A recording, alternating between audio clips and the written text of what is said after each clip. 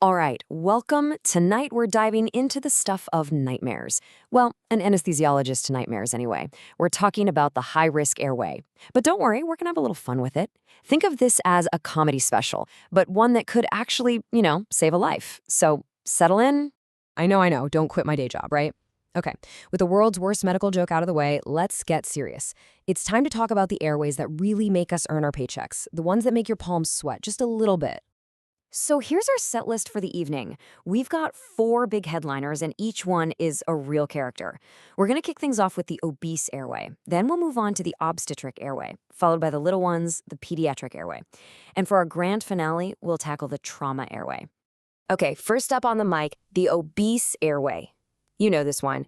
It's where all the basic principles of oxygen reserves that you hold so dear just poof, vanish into thin air the second you push the propofol. So, why does their oxygen saturation plummet so fast? It all comes down to one thing: functional residual capacity, or FRC. Just think of FRC as the patient's internal oxygen tank. In an obese patient, that tank is tiny. The extra weight on the chest and abdomen is constantly squeezing the lungs, so there's just not much reserve. The moment they go apneic, that SAT monitor starts screaming at you. You have seconds, not minutes. Fun, right?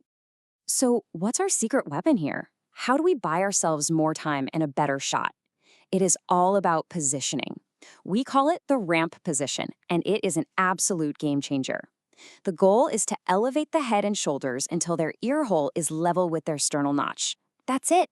This one simple move helps align everything and basically gives you a straight shot right down to the vocal cords. And look, before you even think about reaching for an induction agent, preoxygenation is completely, totally, 100% non-negotiable. I'm not talking about just loosely holding a mask on their face. You need to crank on some CPAP.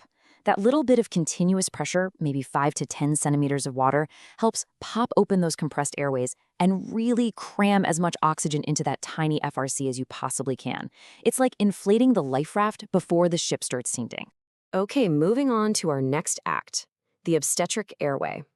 If the obese airway is a challenge of physics, this one is a challenge of physiology gone completely haywire. Everything is swollen, everything is sensitive, and you have to handle it with extreme care.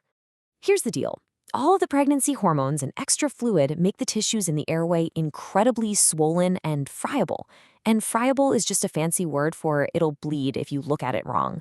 Trying to force a normal-sized tube in there is just asking for a disaster.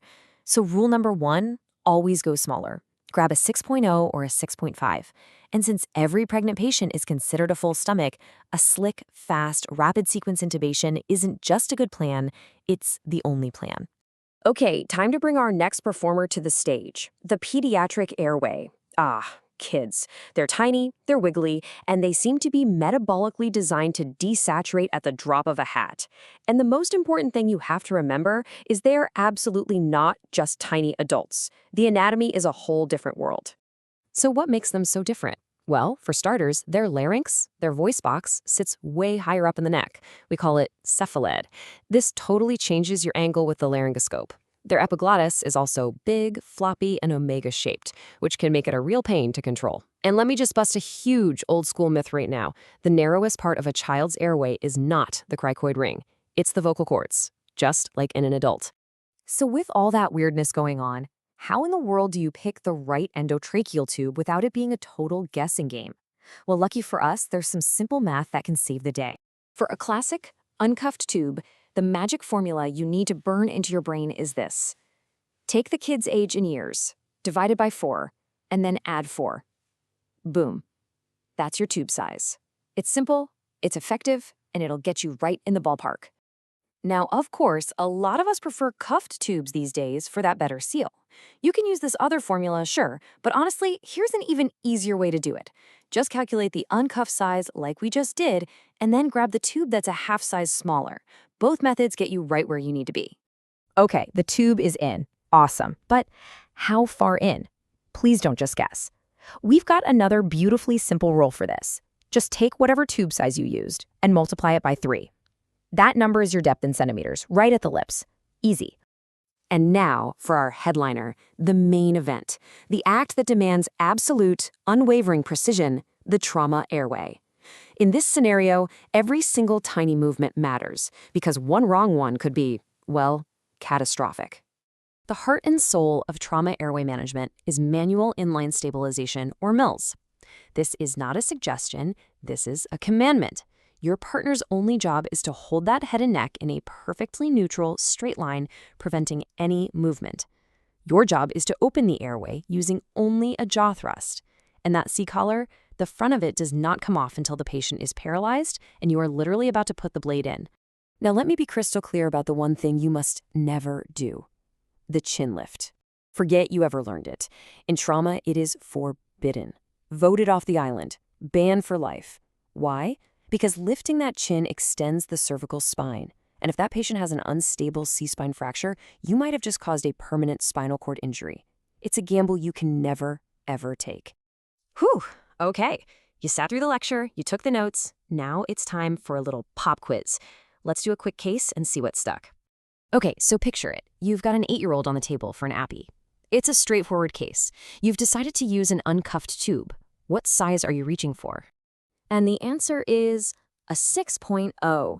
If you got that right, fantastic. You just take the age, 8, divide by 4, which gets you 2, then add 4, and you land right on 6. See, the formulas really do work. All right, let's bring it all home. We've covered a ton of ground, I know. So if you only remember a few key things from our little chat tonight, let it be these. This is the encore. Here's your cheat sheet, the absolute bottom line. For your obese patients, it's ramp and CPAP. That's your mantra. For your obstetric patient, think smaller tube, and you better be ready for an RSI. For the kiddos, remember that their larynx is high and trust the formulas. And for trauma, it's M-lines and jaw thrust. Period. End of story. And if you want the comedian's version to keep in your back pocket, here it is. For the big airway, ramp it up. For the pregnant airway, size it down. For the tiny airway, use the formula. And for the broken airway, don't you dare lift that chin.